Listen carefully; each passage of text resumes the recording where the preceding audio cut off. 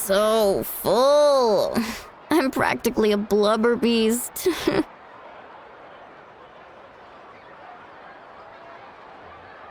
What's that?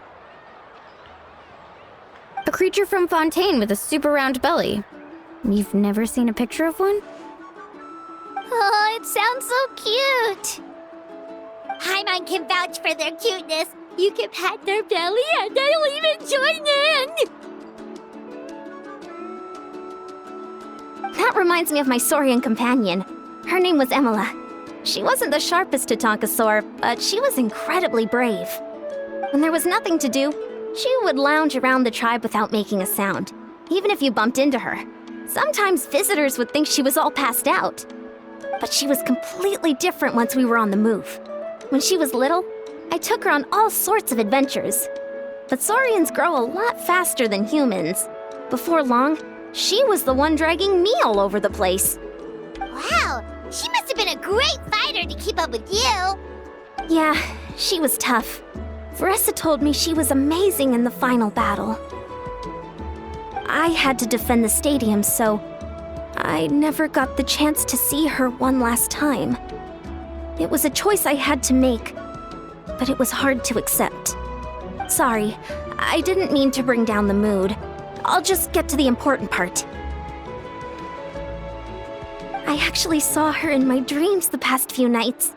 It felt so real, like it was really her. She gave me a ride, and we traveled all around Natland together. We were both so happy. Wait, now that you mention it, I've had dreams of Auntie Atea. She was her typical self, brave and stern, always with that indescribable warmth.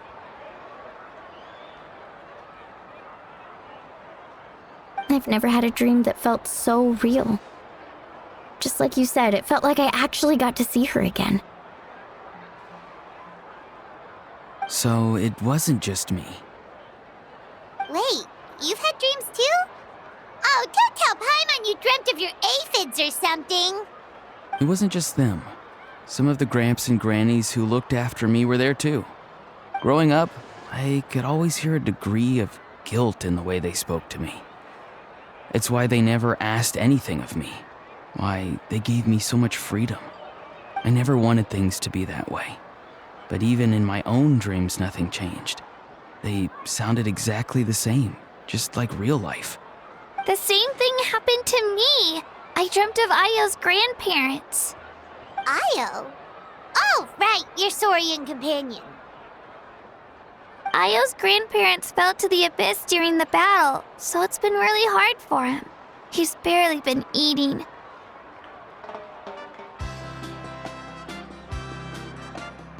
I set up a tent near his home so I could be there for him.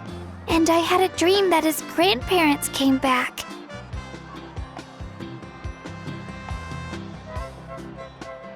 I was so happy. In the dream, Io seemed like his normal self again. But it was only for a moment, and then I woke up. In real life, Io is still struggling. He barely sleeps or eats. But it's all right. I'll be there for him.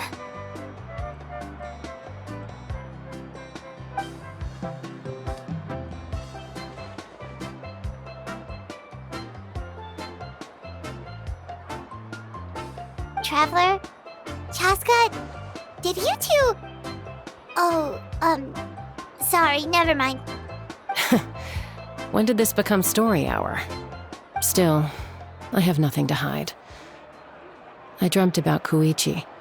She told me I felt like a completely different person. She said I'm going down the right path, so she doesn't need to pick fights with me anymore. Maybe your dreams felt real, but the Koichi I saw was nothing like her real self. She would never say anything like that to me. It was a dream. Nothing more. Sorry. I shouldn't have brought this up in the first place. It's fine. I'm the one being a buzzkill. Well, what about you, Traveler? Did you have a special dream?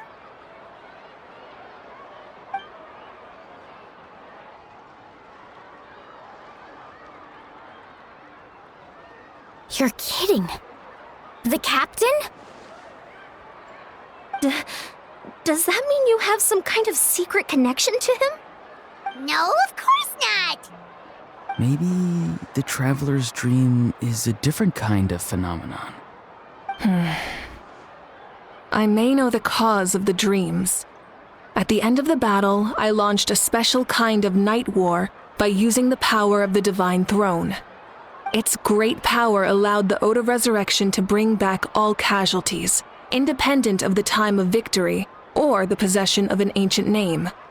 In addition, the power of the Divine Throne revitalized the souls and memories within the Night Kingdom, allowing them to take the form of their past selves. Even after the battle, that effect still lingers. That's why those you lost were able to reappear in your dreams. But I agree with Auroron. The Traveler's dream is likely a different matter. The shamans of my tribe often receive visions of the future through dreams. Is that what you're suggesting? Yes, exactly. So, the Traveler saw the captain's future? It's still unclear, but Granny taught me how to interpret dreams. Would it be okay if I tried to take a look? If I can observe your soul, I can find out the key elements of the dream.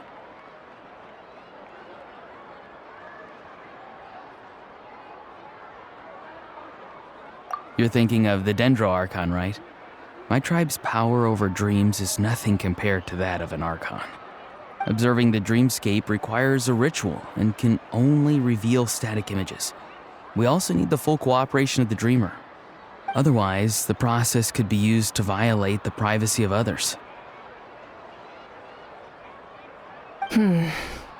I also have a fairly good understanding of the ritual.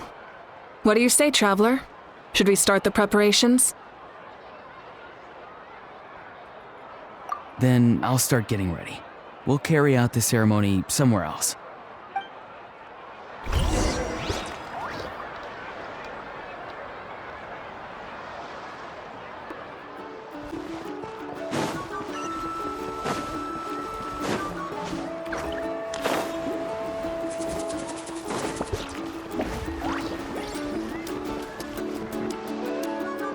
I never knew you could make it this way. This formula is new to me. Your granny never taught you about incense making?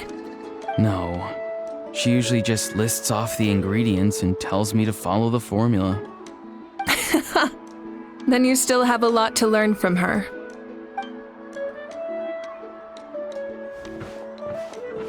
All right, we're ready, Traveler. Once you head inside, you'll fall into a brief sleep. Auroron will interpret the dreamscape, but you won't feel a thing. That's right. Everything's all set. So, you just need to take a nap? Sounds easy enough.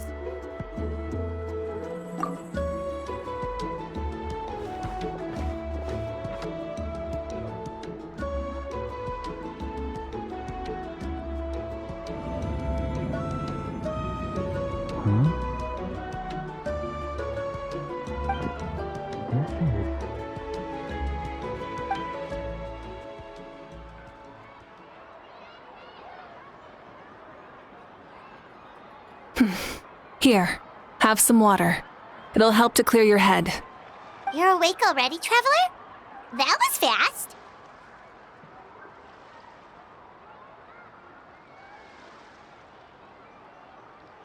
It was enough. What did you learn, Auroron? The person next to the captain. I've seen him before. He was the one who tried to possess me back at the ruin. Huh? It was him? Guthrid, right? The military doctor? So you know that name too? Yeah, the captain told us about him when we were helping Eon-san. He was the one who developed the draft of lucidity, a drug that could help people with hallucinations. I see. After the battle, I returned to my tribe and began searching through our records of the catastrophe 500 years ago. Even though my encounter with him was brief, I managed to track down some information. The record said he was cold and decisive. Like the captain, he was formidable in battle, but the two upheld very different ideas of justice. So, he didn't have the captain's sense of honor? That makes sense. The best partners are those who complement each other. Wait, if there are records of all this, that must mean the captain was famous in Natlan. Yes, but unless he brings up his past, few are likely to make the connection between a Fatui Harbinger and Thrain, one of Natlan's legendary heroes. Guthred is also a respected figure in our nation. The story of how he sacrificed himself for Natlan is a pretty famous tribal legend. But there's still something I don't understand. I'm the only one who saw him. You shouldn't be able to dream of someone you've never met. And yet, the figure in your dream looked exactly like him. I don't think that's a coincidence. I believe what the Traveler saw was Guthred's soul. But didn't he die hundreds of years ago? There's no way his soul could have survived that long. Maybe he found his way to the Night Kingdom for a little bit. No. The Night Kingdom only accepts the souls of Natlan. It's always been that way. The Ruler of Death likely wanted to prevent the Ode of Resurrection from being abused. When I was with the captain, I could hear something coming from him, souls that were not his own.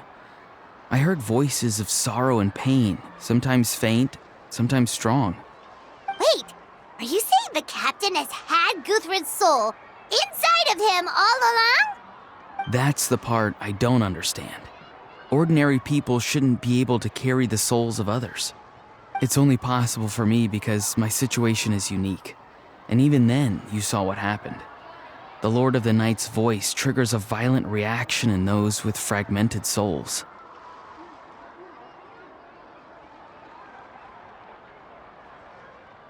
I even checked his soul myself. It's resilient, radiant, and entirely in one piece. Maybe it had something to do with Guthred then. It's very possible. It's still too early to tell, but the continued existence of Guthred's soul is likely the key to figuring out the captain's true intentions. I agree. The captain never revealed anything to you? The two of you worked together for quite some time. No, he rarely talked about himself. We were united in our efforts to save Natlan, but it never went beyond that.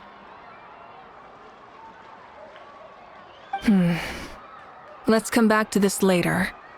One final step, and we save Natlan for good. That must be our focus. I'll tell the officials at the speaker's chamber to monitor the captain. Nevertheless, I doubt his goal will interfere with our plan. Yeah, he's definitely up to something.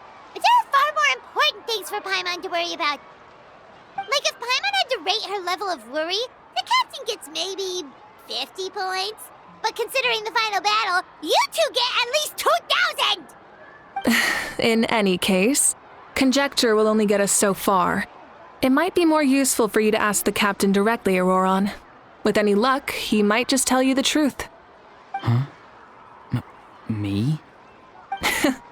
Don't tell me you haven't noticed his respect for you. The first of the Fatui Harbingers doesn't work with just anyone. Fortune favors the bold. So if you ask me, posing the question directly is the wiser choice. I'm not so sure, but I'll give it a try. All right, let's head back and enjoy the party.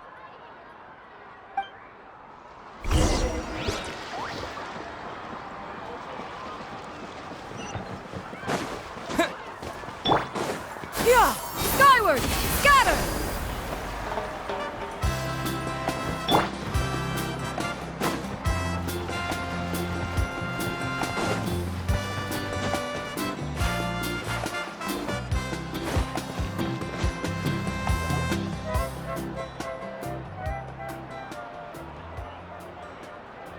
Thank you so much for coming, everyone! As this gathering comes to a close, let's hear it for the Pyro Archon and the Traveler one last time! Good luck. You've got this! For Natlan! Thank you, everyone. Today has meant so much to me. It's been a long time since I had the chance to truly relax.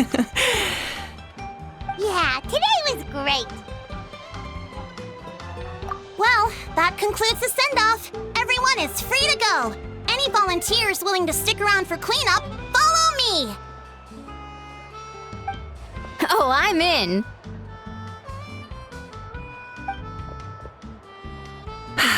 All right, I'm gonna head back to the stadium. I'm sure there's a lot of work to make up at the speaker's chamber. Wait, what happened to taking a break?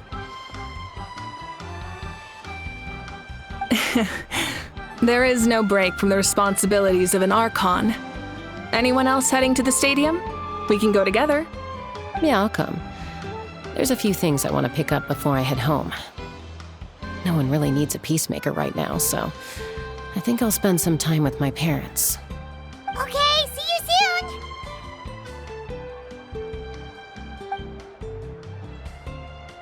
Time for me to head back too. Oh, wait. I should stop by Aoife's place first. I need to make sure he's taking care of my radishes. Of course you do. Well, safe travels. I should also get going. Bye for now, everyone. Oh, wait! Paimon wanted to ask something. Where was the How this whole time? A How's not exactly a good party guest. Unless you prefer parties with less food and more insults. What goes around comes around.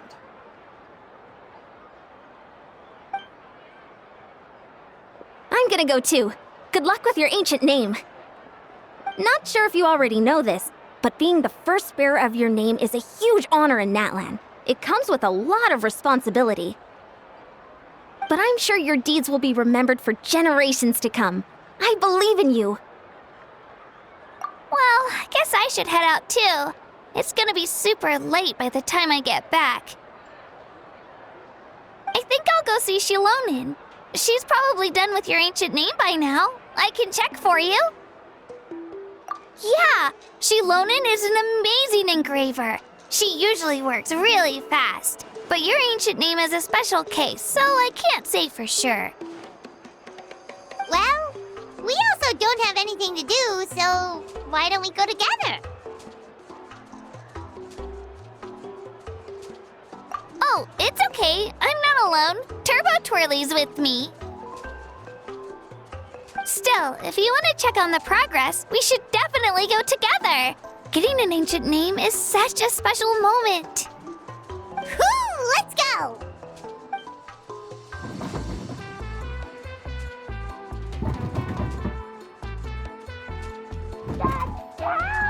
Someone save me!